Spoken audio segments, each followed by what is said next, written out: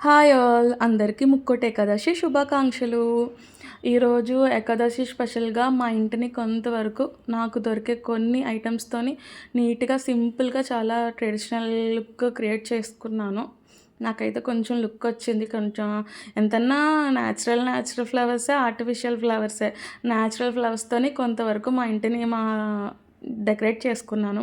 స్వామివారికి ప్రసాదంగా పంచదార పరమాన్నం చేసి దేవుడికి పెట్టి మనస్ఫూర్తిగా స్వామికి దండం పెట్టుకున్నాను. చాలా మనసు చాలా పీస్‌ఫుల్‌గా అనిపించింది నాకు ఈరోజు మార్నింగ్. తర్వాత అత్తమ్మ, "నేను వెంకటేశ్వర స్వామి టెంపుల్‌కెళ్తున్నాను వస్తావా?" అంటే, "సరే అత్తమ్మ వస్తానని" చెప్పాను.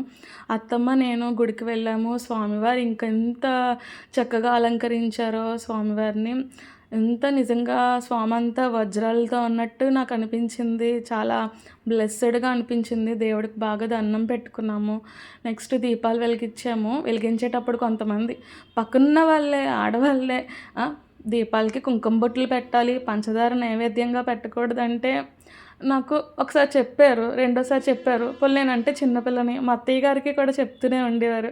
నాకేమో కొంచెం ఇరిటేటింగ్‌గా అనిపించి, దేవుడికి భక్తితో, ప్రేమతో చేసుకుంటే దేవుడికి పూజలెళ్తాయని నేను అనుకుంటాను. ఇవి పెట్టాం, అవి పెట్టాం అన్నది మన సాటిస్ఫాక్షన్ గురించే మనం ఇలా చేసుకుంటున్నామని చెప్పి ఆవిడకి నేను చెప్పాను. చెప్పినప్పటికీ ఆవిడ, "ఆహా! అలా కాదు, ఇలా చేయాలని" చెప్తుంది.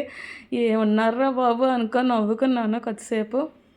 ఇంకా ఇంకా అలాగే ఉంటారు కొంతమంది అని చెప్పి, పోన్లే అని చెప్పి అలా గుళ్ళో అటు ఇటు తిరుగుతూ ఉండేదాన్ని. అక్కడే భోజనాలు కూడా పెట్టడం జరిగింది. అందరూ చక్కగా కూర్చొని ఏదో పిక్నిక్ లాగా సెలబ్రేట్ చేసుకున్నారు. చాలాసేపు జనమందరూ ఒక 2 అవర్స్ అక్కడే హ్యాపీగా, ఎక్కువ ప్లేస్ ఉండడం వల్ల హ్యాపీగా అందరూ కూర్చొని ఫుడ్ అది తిని స్వామివారికి దండం అది పెట్టుకొని వెళ్ళారు. నెక్స్ట్ మా ఇంటి దగ్గర ఇంకా లెఫ్ట్ సైడ్ వెంకటేశ్వర స్వామి టెంపుల్కి వెళ్ళాము. వెళ్ళిన తర్వాత ఫుల్ జనం. అసలు స్వామివారు నిజంగా నాకైతే తిరుపతిలో వెంకటేశ్వర స్వామిని చూసేంత ఫీల్ అనిపించింది. 2:30 గంటల సేపు లైన్లోని 1 అవర్ బాగానే నించున్నాను. తర్వాత కాళ్ళు నొప్పులు. బాబోయ్! అత్తమ్మ కాళ్ళు నొప్పులు వస్తున్నాయంటే నవ్వుకుంటేవారు అత్తమ్మ పక్కన ఉన్నవాళ్ళు. గోవిందా అనుకో అమ్మ, నొప్పులు తగ్గిపోతాయి అని చెప్పి అనుకుంటేవారు.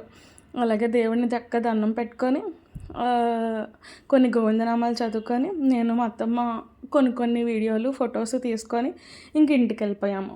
అందరికీ థ్యాంక్ యూ నా వీడియో చూసినందుకు.